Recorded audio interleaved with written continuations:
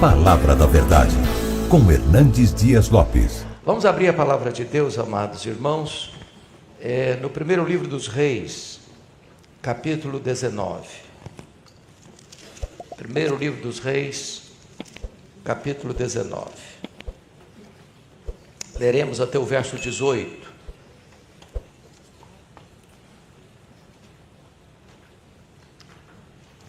Está escrito: Acabe fez saber a Jezabel tudo quanto Elias havia feito e como matara todos os profetas à espada. Então Jezabel mandou um mensageiro a Elias a dizer-lhe: Façam-me os deuses como lhes aprouver, se amanhã, a estas horas, não fizer eu a tua vida como fizeste a cada um deles. Temendo, pois, Elias, levantou-se para salvar sua vida, se foi, e chegou a Berseba, que pertence a Judá. Ali deixou o seu moço. Ele mesmo, porém, se foi ao deserto, caminho de um dia, e veio e se assentou debaixo de um zimbro, e pediu para si a morte, e disse: Basta, toma agora, ó Senhor, a minha alma, pois não sou melhor do que meus pais. Deitou-se e dormiu debaixo do zimbro. Eis que um anjo o tocou e lhe disse: Levanta-te e come.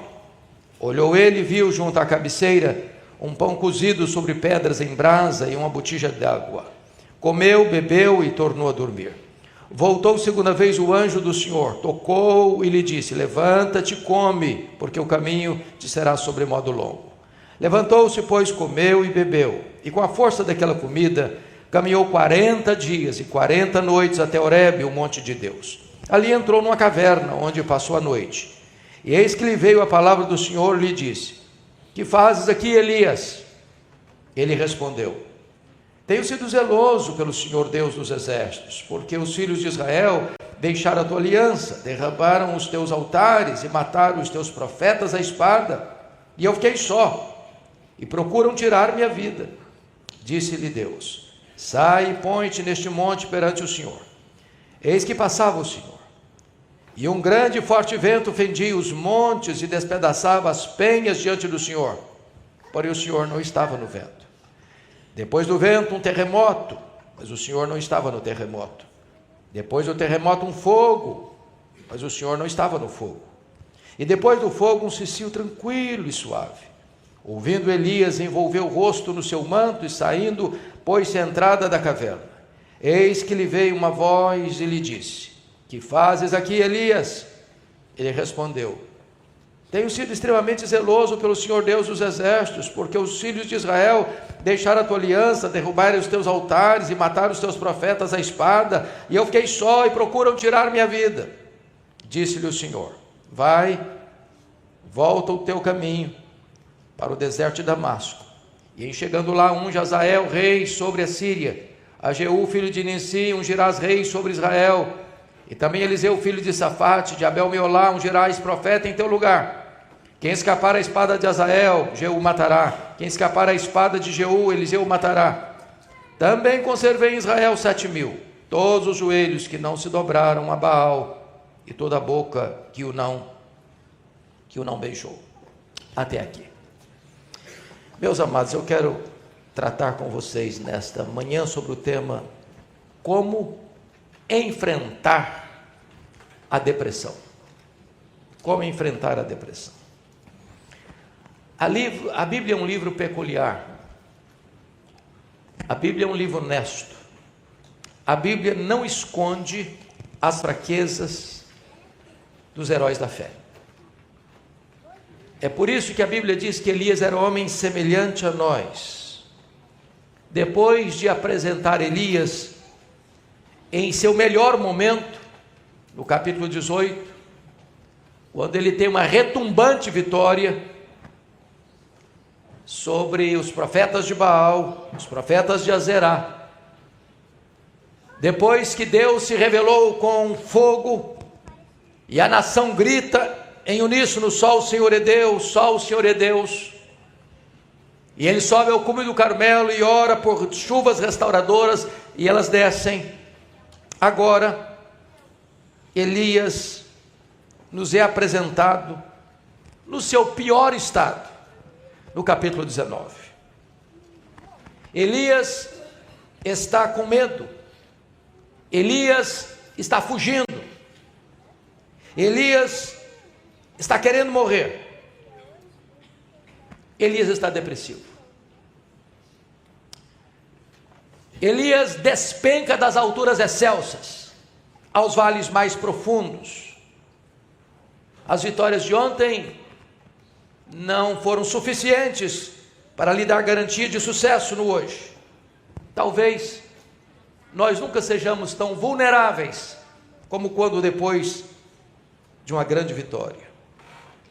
O que aconteceu é que, apesar da retumbante vitória no capítulo 18, quando a nação grita só o Senhor é Deus, talvez Elias esperasse uma mudança de rumo em Israel. Talvez ele esperasse um gesto de humilhação, arrependimento de Acabe. Mas o que aconteceu foi exatamente o contrário. Em vez do rei se quebrantar, em vez da nação de fato se voltar totalmente para Deus, Acabe e Jezabel dobraram a aposta. E agora Elias está sentenciado de morte. Ele tem 24 horas para morrer. É a sentença de Jezabel. E diz a Bíblia que ele teme, que ele foge, que ele quer morrer. E morrer imediatamente. Então, eu gostaria agora de olhar esse tema em dois aspectos. Primeiro, vejamos as causas da depressão espiritual de Elias. Se olharmos o contexto, Elias tinha vivido 3 anos e meio sob fortes tensões. E depressão é viver debaixo de uma grande pressão.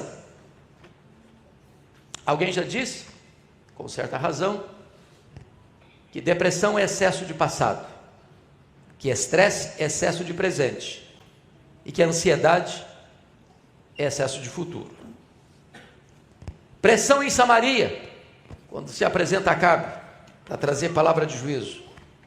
Pressão em Querite, quando precisou se esconder e foi alimentado por um garçom voador. Pressão em Sarepta, o território de Jezabel, quartel-general do culto a Baal. Uma prova longa na terra da opressão. Pressão no Carmelo, confrontando o rei Acabe, confrontando o povo de Israel e confrontando os profetas da iniquidade. Ele havia desafiado o rei, o povo e os profetas de Baal. Elias tinha visto o fogo descer no Carmelo. Elias havia visto as torrentes de Deus descerem restauradoras.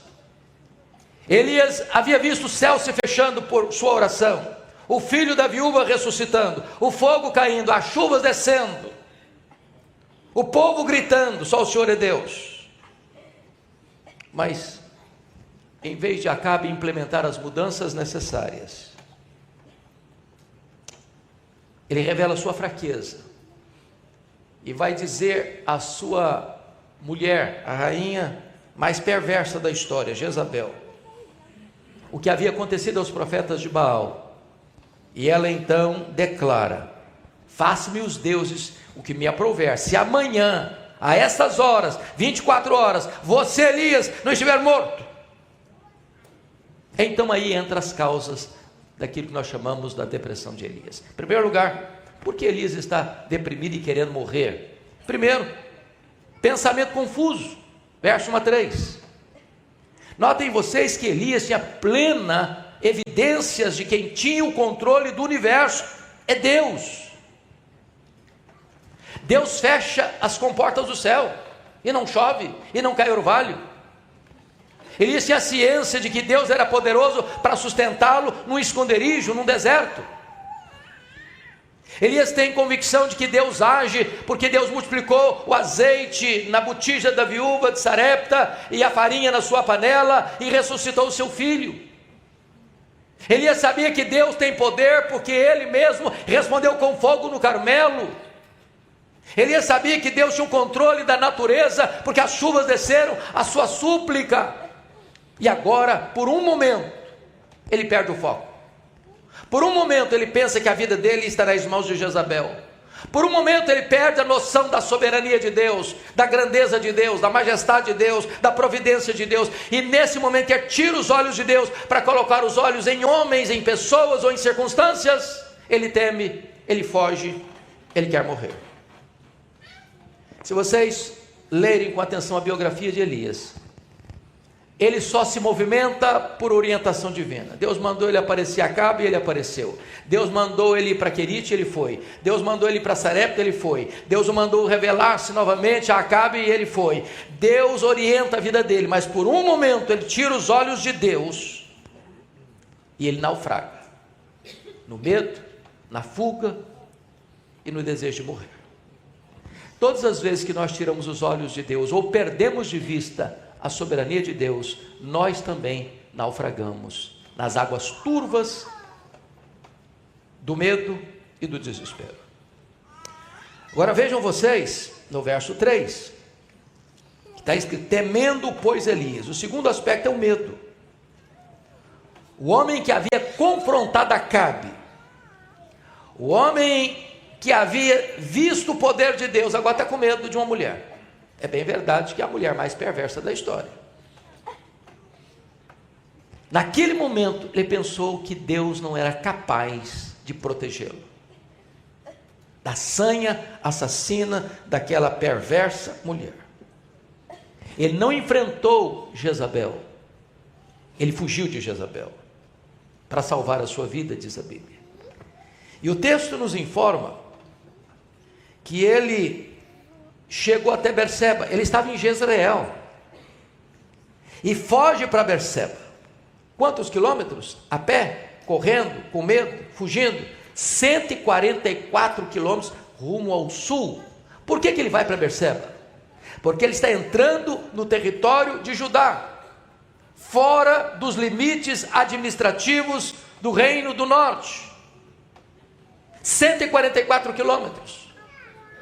Na verdade, nós, humanamente falando, caminhamos 35 quilômetros a pé por dia. Ele percorreu 144 quilômetros, depois deixa o seu moço em Berseba e caminha mais um dia inteiro rumo ao deserto, inóspito, causticante, de areias esbraseantes. Este homem está com medo, e o medo é mais do que um sentimento. Um medo é um espírito opressor. Diz o apóstolo Paulo em 2 Timóteo 1,7 que Deus não nos deu espírito de medo. O medo atormenta, o medo embaça a visão, o medo tira a fé, o medo perturba a alma. E é isso que esse homem está enfrentando. Terceira causa da depressão de Elias: afastamento de relacionamentos encorajadores. Diz o verso 3b que quando ele chega em Berseba, ali deixou o seu moço. Na hora que ele mais precisava de companhia, ele ficou só.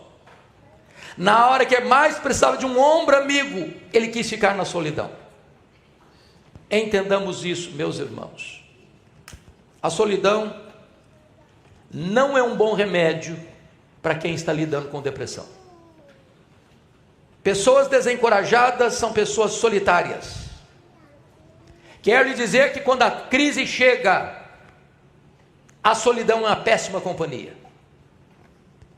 Se gente precisa de Deus, gente precisa de gente.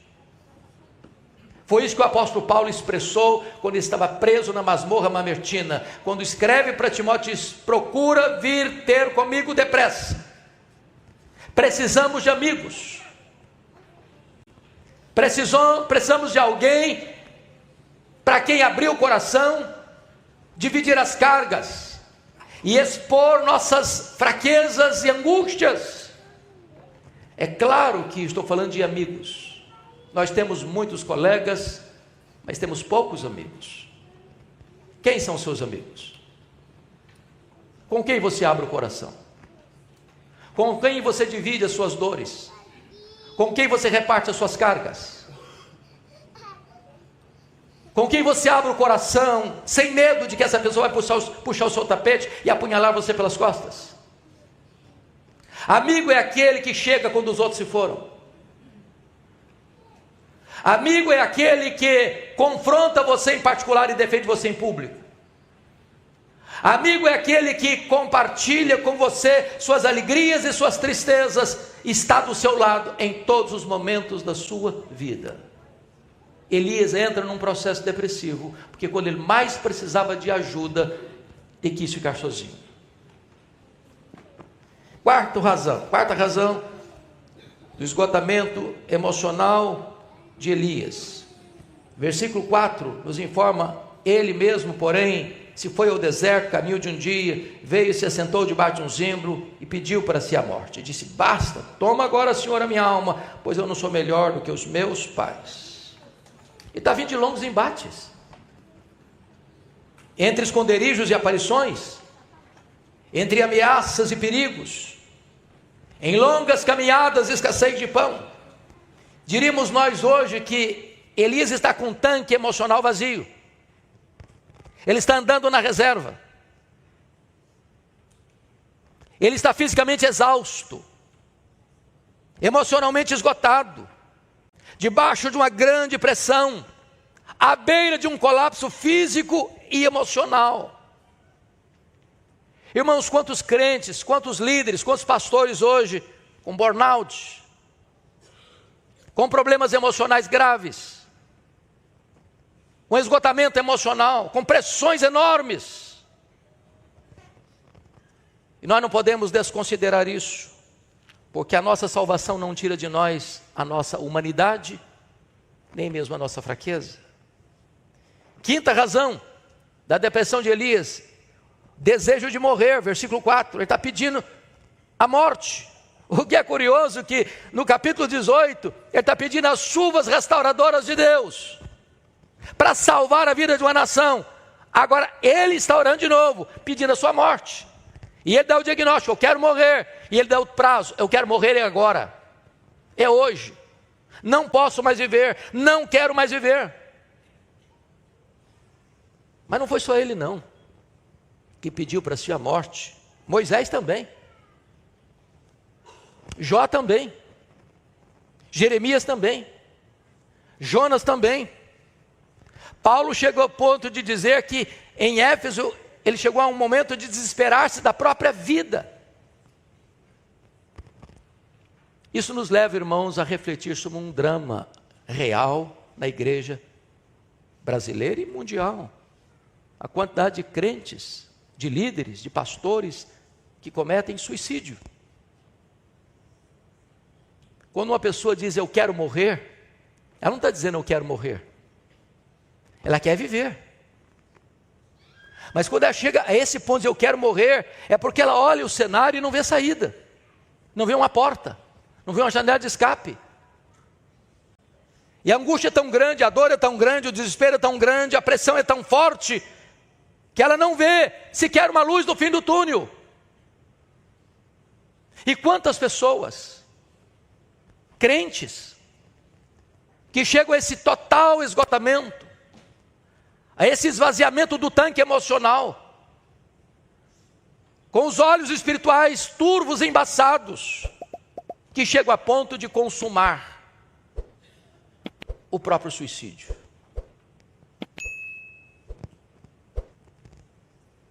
E aí eu quero concluir as causas da depressão, tratando do problema da autopiedade. No versículo 4b, ele justifica porque ele quer morrer. Pediu para si a morte e disse: basta, toma agora, ó Senhor, a minha alma, pois eu não sou melhor do que meus pais. Está aqui dizendo: basta, chega, Deus, quero mais, não aguento mais, não suporto mais tanta pressão, não suporto mais tanta luta, não aguento mais, eu não sou melhor do que os meus pais, eu quero morrer e quero morrer agora. Ele dá o diagnóstico, ele dá a sentença. Certamente, o que está acontecendo aqui é autopiedade. Quem disse que ele era melhor do que seus pais? De onde ele tirou essa informação? Eu quero dizer para você que a autopiedade é uma emoção inútil. Vai mentir para você, vai enganar você, vai exagerar o seu problema, vai apequenar Deus. E é por isso que esse homem está num estado depressivo. Mas o segundo ponto da minha mensagem é a cura para a depressão espiritual de Elias. Então, me permita só gastar um pouquinho de tempo aqui, porque quando eu falo a palavra depressão, eu sei que essa palavra é problema para muita gente. E eu sei também que a igreja evangélica brasileira e mundo afora não tem consenso sobre essa questão. Talvez você está me ouvindo aí com o seu coração até um pouco acelerado e com perguntas sobre o que é isso, que negócio é esse? Pastor tratando de assunto de depressão. Então me permita olhar dois ângulos ou duas posições na igreja evangélica brasileira e mundial. Primeiramente, vamos ver a visão de um evangelista pentecostal.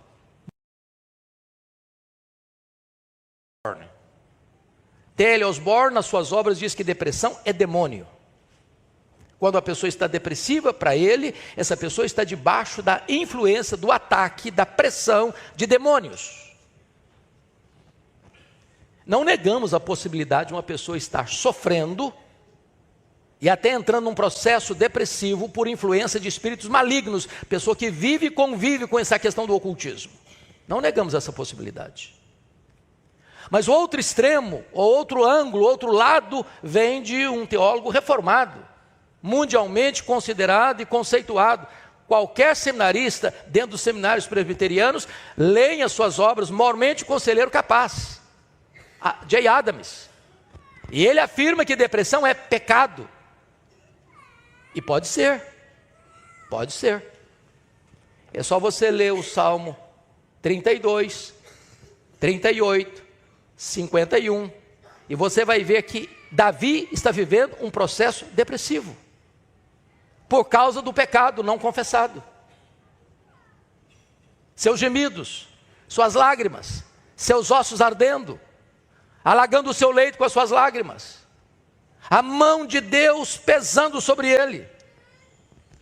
Mas não é só o contexto bíblico que trata da questão de depressão, não. A história da igreja revela que homens santos de Deus enfrentaram depressão. Posso lhe citar Martinho Lutero, posso lhe citar o missionário David Brainerd, posso lhe citar o grande escritor que ficou preso 14 anos, John Bunyan. Posso lhe citar o poeta cristão William Cowper. Posso lhe citar o maior pregador do século XIX, o príncipe dos pregadores, Charles Haddon Spurgeon. Esses homens lidaram com depressão.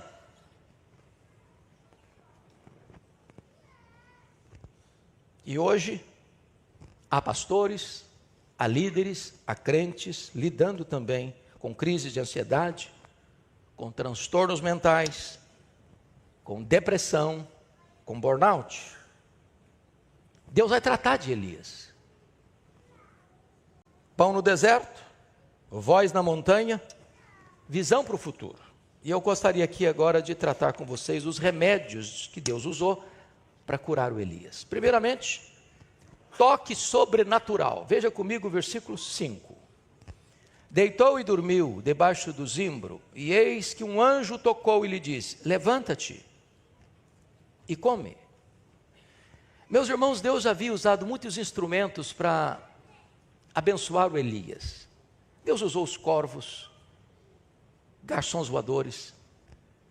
Deus usou a viúva de Sarepta para sustentá-lo. Deus agora usa o toque de um anjo. Não para dar uma desfeita nele, ou para dar uma corrigida nele, uma exortada nele, mas para tocar e dizer: levanta-te e come. Eu chamo isso de mimo da graça de Deus. Os anjos têm um ministério tão lindo. Eles são ministros de Deus, que trabalham em favor dos salvos. E aqui Elias está experimentando um toque sobrenatural, um cuidado especial, um mimo da graça de Deus. Dizer: meu filho, eu não esqueci de você não. Não é porque você está triste, não é porque você está abatido, não é porque você está esgotado, não é porque você quer morrer, que a sua vida não tem valor, não. Eu estou escalando um anjo para ir ao seu encontro, para tocar você, para demonstrar o meu cuidado por você. Eu quero lhe dizer nesta manhã que Deus se importa com você. Talvez você esteja vivendo uma crise, talvez um vale, talvez uma angústia, talvez uma dor, talvez uma depressão profunda. Talvez você pense que Deus já esqueceu de você. Deus não esqueceu de você, Ele está cuidando de você. Segundo, remédio, cardápio especial. Deitou e dormiu, versículo 5, debaixo do zimbro. Eis que um anjo tocou, levanta-te e come. Por que Deus disse isso? O camarada correu 144 quilômetros e não só correu, vou fazer um passeio, uma viagem tranquila, serena, olhando a paisagem, olhando a natureza. Não, ele está correndo de medo. Ele está debaixo de uma sentença de morte. Ele vai até Berseba e ali não parou não, ele deixou o seu moço e andou um dia inteiro pelo deserto. Se você conhece esse deserto, você sabe que é deserto não de areias finas como trigo, mas de pedregulhos, de animais ferozes. E agora ele está deitado debaixo de uma árvore, de um zimbro, com fome, com o estômago vazio, com a alma perturbada, com o coração desesperado, com a mente confusa, querendo morrer. E Deus disse: meu filho, eu preparei um banquete para você. Eu preparei uma refeição especial para você. Eu quero que você se levante. Eu quero que você coma. Eu quero que você beba. Eu quero que você descanse. É mimo da graça. Eu quero dizer para você que Deus se importa com o seu corpo. Que Deus se importa com a sua mente. Que Deus se importa com as suas emoções.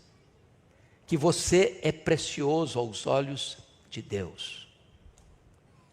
Terceiro remédio, versículo 6, sonoterapia. Olhou ele e viu junto à cabeceira um pão cozido sobre pedras em brasa e uma botija de água. Comeu, bebeu, tornou a dormir. Comeu, bebeu, dormiu. Comer, beber e dormir são terapias importantes no tratamento do esgotamento físico e emocional. O que eu acho maravilhoso é que o sono, na verdade, renova as forças, clareia os pensamentos, desanuvia a mente cansada. E o anjo não veio para lhe dar um sermão. O anjo não veio para dizer: coragem, camarada, deixa de ser mole, deixa de ser frouxo, deixa de ser medroso, volta ao trabalho, vamos levantar logo. Não, nenhuma bronca, nenhuma reprimenda, nenhuma exortação pesada. O anjo tocou e disse: meu filho, tirou a soneca. Tem muito tempo que você não come gostosamente o pão. Faz isso. É mimo da graça, é terapia divina, é terapia do céu. E Deus diz para ele: olha, você precisa comer, porque essa comida aqui é especial. Você vai comer agora e você vai ter forças sobrenaturalmente para caminhar 40 dias e 40 noites até Horebe. São 400 quilômetros. Quarto remédio para a cura dele: desabafo. Versículo 9 e 10 diz que ele se levantou e comeu e bebeu, e com a força daquela comida caminhou 40 dias e 40 noites até o monte de Deus em Horebe. E ali ele entrou numa caverna onde passou a noite, e lhe veio a palavra do Senhor e disse: que faz aqui, Elias? Todas as vezes que Deus faz essa pergunta para alguém: que fazes aqui? É porque a pessoa está no lugar errado, porque está fugindo da agenda de Deus. E é por isso que Deus perguntou depois a segunda vez: que faz aqui, Elias? E o que ele abre o coração é para quê? É para dizer: olha, eles estão matando os profetas por aí fora. Todo mundo abandonou a tua lei, só eu fiquei. Eu sou o único nessa nação que é fiel. mente confusa, desconhecimento da realidade, autoestima achatada, visão distorcida dos fatos. Mas o que é que Deus está fazendo para ele? Meu filho, vem aqui para fora, abre a caixa da ferramenta, destranca as câmaras do horror, põe para fora o que está atormentando você. Meus irmãos, o desabafo às vezes é um santo remédio. É um santo remédio. Às vezes nós estamos entupidos, às vezes nós estamos completamente congestionados por dentro, com tantos pensamentos confusos, com tantas ideias sem razão de ser. E se você perceber no versículo 15, Deus diz para ele assim: vai, volta ao teu caminho. Ele não voltava ao caminho porque a cabeça dele estava ruim, os sentimentos dele estavam confusos. Tem hora que você quer fugir mesmo. Deus diz: meu filho, não é fugir que você vai resolver o seu problema. Volta lá, volta ao caminho. Mas agora entendendo quem é você, entendendo qual é a circunstância, entendendo qual é a missão, entendendo qual é o propósito. Quinto remédio para curá-lo: confronto amável. Versículos 11 a 14, Deus disse para ele: olha, sai e põe-te deste monte perante o Senhor. E eles passavam o Senhor. Tinha um forte vento, tinha um terremoto, tinha um fogo, mas o Senhor não estava no vento forte, o Senhor não estava no terremoto, o Senhor não estava no fogo. Aí vem um vento suave, um sossego, tranquilo, e Deus estava nesse vento calmo e sereno. O que é que Deus está dizendo para Elias? Elias estava acostumado com grandes coisas, com ventos fortes, com terremoto, com fogo.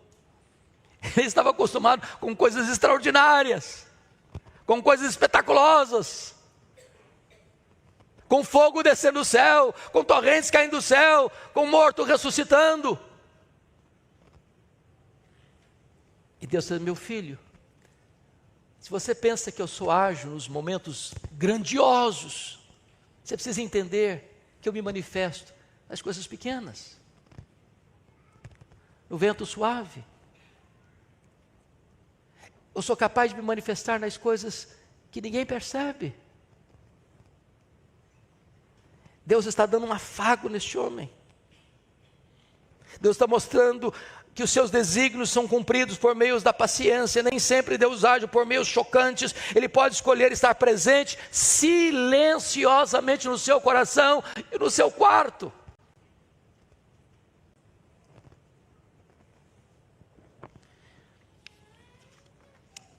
Mas eu termino. O último remédio para curá-lo é que Deus realinha o seu foco. Versículos 15 a 18. Então Deus disse para ele: vai, volta ao teu caminho para o deserto de Damasco, e em chegando lá você vai ungir um profeta em seu lugar, Eliseu. Por que o foco dele estava errado? Porque primeiramente o foco estava errado com relação ao passado. Quando ele diz: só eu fiquei, Senhor, diz: não, meu filho, você não está fazendo a leitura certa. Tem 7.000 que não se dobraram. A síndrome de Elias é um problema ainda hoje. Tem gente que acha que só ele está certo, só ele vai para o céu, só ele é fiel a Deus. E Deus diz: não, meu filho, tem gente que você não conhece, que é fiel, que não se curvou, que não se dobrou a Baal. Eu tenho gente que você nunca viu, que anda com Deus, que anda comigo. Corrigiu o foco do passado. Mas agora Deus corrige o foco do presente. Quando ele diz: eu quero morrer, me mata, Senhor, não quero mais viver, basta, chega, eu não sou melhor do que os meus pais. Deus: ah, meu filho, você nem sabe o plano que eu tenho para você. Você quer morrer? Nem morrer você vai. morte. Seus pensamentos estão tão confusos, que o milagre que eu vou fazer na sua vida, eu só fiz uma vez, talvez nunca mais vai acontecer de novo. Eu vou trasladar você para o céu, sem você passar pela morte. Terceiro lugar, Deus corrige o foco do futuro. Elias achou que acabou o ministério, acabou, não tem mais nada para mim, eu só tenho passado, eu não tenho presente que quer morrer, e futuro eu não tenho mesmo. Deus, não, meu filho, seu ministério não acabou não. Você ainda vai ungir um rei na Síria, você ainda vai ungir um rei em Israel. Não acabou. Por que Deus está dizendo isso? Ungir um rei na Síria, ungir em Israel, ungir um profeta no lugar.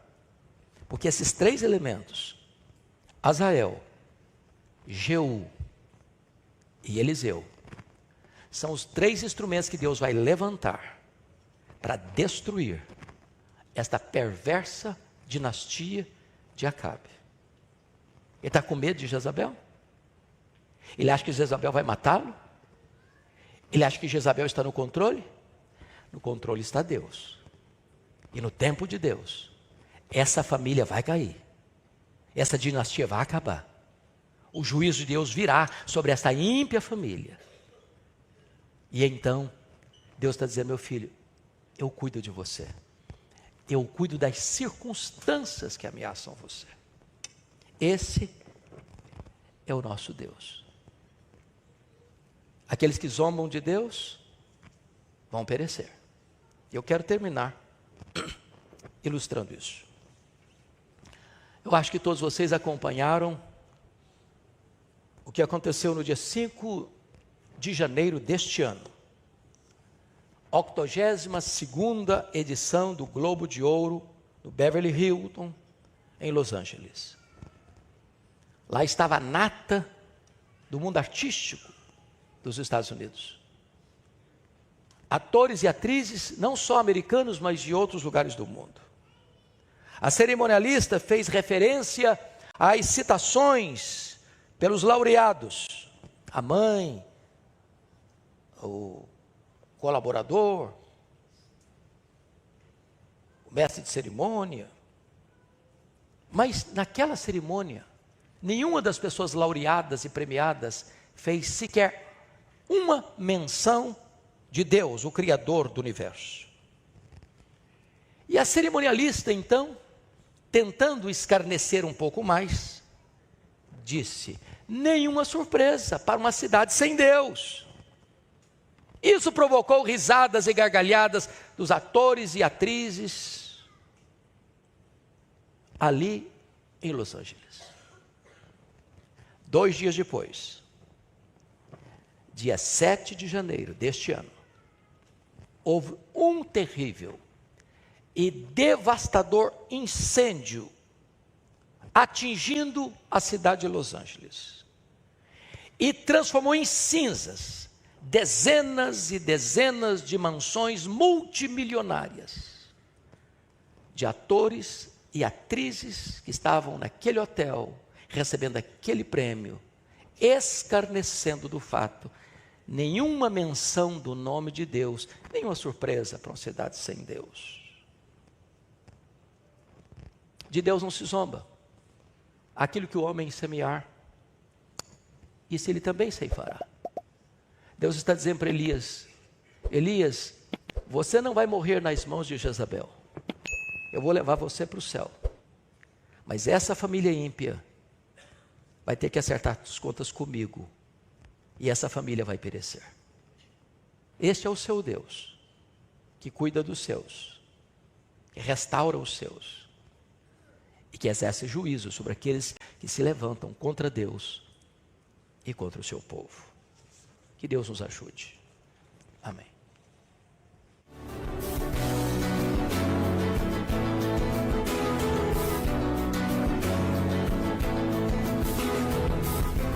Palavra da Verdade, com Hernandes Dias Lopes.